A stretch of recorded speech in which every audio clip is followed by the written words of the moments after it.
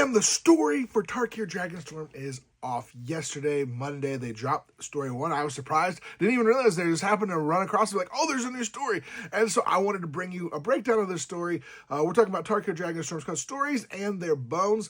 Honestly, this is just kind of an introduction of kind of what happened on Tarkir, where everything happened. We're in a tea house kind of establishment with that Narset. Narset is running, so Narset's there, and then there's this group of performers up there that's performing and wanting to tell basically the story of how everything came to be, what happened to Tarkir, where we are right now, what's going on. What's interesting in this story is quite funny is you got the different clans. So you got like Mardu, Sultai, Jeskai, and off the top of my head, I forget the rest of them. But you've got all of them and their different cultures and different places and people lived in these different areas. But for the longest time, they were enslaved, they were entrapped, they were servants to these dragons, basically the overlords.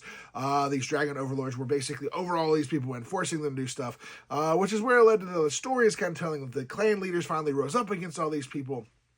And they wanted to find a way to take care and get rid of all these dragons so they could be in freedom, have peace, have tranquility, all of this stuff like that. And then during this whole time, Narset is kind of having some flashbacks and questions and things jumping in and out. And in her head, she's remembering things and different people, Ojitai and people she fought against and stuff like that. And so it was like, there's difficulties, there's problems, these people ruled over for a long, long time, and the clans were underneath them and all of this stuff. But what's really funny is as they're going, the different clans are like hollering out and saying, oh, Mardu did this, and Timur did this, and all of these people did all these things, and it's like the Abzan and Timur, all of them, Jeskai, Sultai, all of them were all just like, peeping in and being like, this happened, but what about this? We heard about this.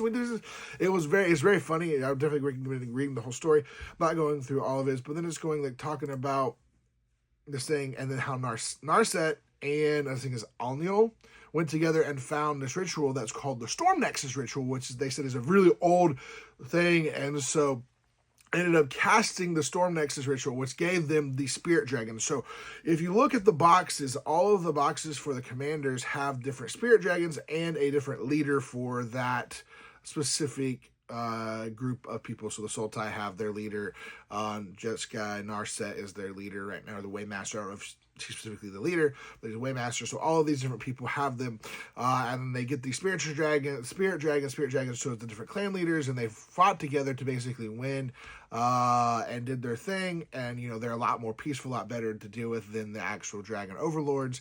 And so they were arguing about different stuff, the different people there, and then they're telling the story about where it goes and how it all goes. But they're talking about now, though, that the Dragonstorms have gotten so bad since then, like open the portal and all this stuff is happening and all these Dragonstorms are going on. There's places that are dangerous to go, places where people can't even live. And so it's crazy. It says, yes, the Dragon Lords were vanquished, but the Dragonstorm remains, and they've gotten worse and worse and worse. And Narset, during this whole thing, having flashbacks, having moments where she's like, count the 20, breathe, all this stuff, because she's remembering a lot of the, like, battles and things I think she went through. And then at the very, very end, all of a sudden someone comes running in and is like, Waymaster, there is somebody here. And this is the funniest part, I want to read it. A woman. He panned across this guy saying, I think, at least she's a woman, I don't know. Calm down, please. Everything's fine.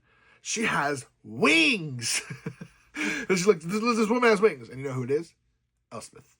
Elspeth is here on Tarkir now, and Narset realized, well, if Elspeth has come this far, something terrible must have happened, and so she's trying to figure out what's going on there. So that is the story for the first part of the story. It's kind of just an overview of what happened, how the spirit dragons got here, the different groups, introducing you to them, if you're not familiar with them, because this is nice. I wasn't around when Tarkir first came around, but I really like this now that we've got the different clans, the groups together, the dragons, stuff like that are going to be in here. So it's curious. I'm curious why Elspeth is here. I'm assuming she was chasing, partially, if you remember quickly from Aether Drift, there was a Dragonstorm that hit there, so that's probably part of the reason that she is here, but maybe she also realized that Jace came here. I don't know. We'll see, because Jace and Vraska and Loot are here on this land, so we'll see another Loot. Maybe we'll see Dragon Rider Loot. I don't know. I'm just kidding.